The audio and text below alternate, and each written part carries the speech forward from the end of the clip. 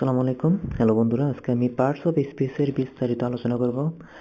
Parts of speech হলো ইংরেজি বাক্যের একটা মেরুদণ্ড। যে পার্টস অফ স্পিচ পারে না বা জানে না, তার জন্য ইংরেজি বাক্য বা ইংরেজি সেন্টেন্স বোঝাটা অনেক কষ্ট হয়ে যায়, বা প্রত্যেকটা ক্ষেত্রে সে ইংরেজিতে ধরা পড়ে। অর্থাৎ যারা ইংলিশের মধ্যে দুর্বল তারা পার্টস অফ স্পিচের মধ্যে দুর্বল, এতটুকু বলা যায়। এই পার্টস অফ স্পিচ কাকে বলা হয়? আমরা যদি পার্টস অফ স্পিচের সংখ্যাটা দিতে চাই, এর আগে যদি একটা জিনিস বুঝাই, দেখেন এখানে লেখা আছে পার্ট। পার্ট মানে একটা অংশ, আর স্পিচ, স্পিচ মানে হচ্ছে উক্তি বা বাক্য। তাহলে কোনো উক্তির প্রত্যেকটা অংশকে, প্রত্যেকটা পার্টকে পার্টস অফ স্পিচ বলে। বা প্রত্যেকটা সেন্টেন্সের যে আলাদা আলাদা শব্দ থাকে, তার প্রত্যেকটা শব্দকে বলা হয় পার্টস অফ স্পিচ। বুঝতে পারছি? আশা করি বুঝতে পারছেন। আশা করি আমরা জানি, প্রত্যেকেই জানেন যে সেন্টেন্সের মধ্যে অনেকগুলো শব্দ থাকে, অনেকগুলো শব্দের সমষ্টিতে সেন্টেন্স তৈরি হয়। তো এই একটা সেন্টেন্সের মধ্যে যতগুলো শব্দ থাকে, তার প্রত্যেকটিকে এক একটা পার্ট পার্ট বলা হয়। তাই এই সবগুলো পার্টস মিলে হয় একটা স্পিচের পার্টস অফ স্পিচ। আশা করি বুঝতে পারছেন। তাহলে আমরা জানি পার্টস অফ স্পিচ হলো ইংরেজি বাক্যের মেরুদণ্ড।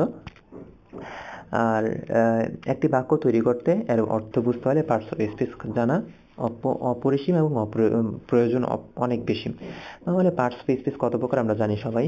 প্রথম হচ্ছে আমাদের নাউন, তারপরে pronoun, adjective, verb, adverb, preposition, conjunction এবং ইন্টারজেকশন। নাউন কাকে বলে আমরা জানি প্রত্যেকেই। নাউনের এখানে বাংলাটা দেওয়া আছে, অর্থাৎ যারা ইংলিশ এবং বাংলা একসাথে করতে চান, বাংলা ব্যাকরণ, তারা এটা জেনে রাখেন, তাহলে হবে। নাউনের বাংলা গ্রামারের মধ্যে থাকে বিশেষ্য। নাউনের বাংলা হচ্ছে বিশেষ্য। আর সহজভাবে যদি বলতে চাই, নাউনের বাংলা হচ্ছে নাম, নেম, নাম। তাহলে যেই শব্দ দ্বারা কোনো কিছুর নাম বোঝায় তাকে নাউন বলে। অথবা আমরা এটাকে এইভাবে বলতে পারি, কোনো ব্যক্তি, বস্তু বা স্থান বা ধারণার নাম। তাই এখানে মেইনলি হচ্ছে নাম। ঠিক আছে? কোনো কিছুর নাম বোঝালে তাকে নাউন বলা হয়। তাহলে আমরা কি বুঝলাম?